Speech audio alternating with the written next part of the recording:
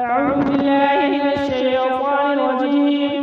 بسم الله الرحمن الرحيم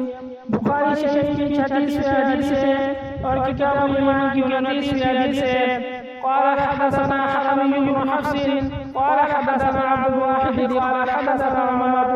قال حدثنا عبد العزيز بن عمرو بن جرير قال سمعت ابا هريره عن النبي صلى الله عليه وسلم قال لا تتبوا لمن خرج في سبيل الله يخرج الا ايمان بي وتصديق برسلي ان ارجع بما على من اجل او غنيمه او ادخل الجنه ولولا اشق على امتي ما قعدت خلف سنيه ولوددت اني اقتل في سبيل الله ثم احيا ثم اقتل ثم احيا ثم اقتل। अबू हुरैरा रज़ी अल्लाह अन्हु से रिवायत है कि नबी सल्लल्लाहु अलैहि वसल्लम ने फरमाया अल्लाह ताला इरशाद फरमाता है जो शख्स मुझ पर ईमान और मेरे रसूल की तस्दीक करते हुए अपने घर से सिर्फ मेरी राह में जाके घर से निकला तो मैं उसे जाके सवाब और माल गनीमत के साथ वापस लौटाऊंगा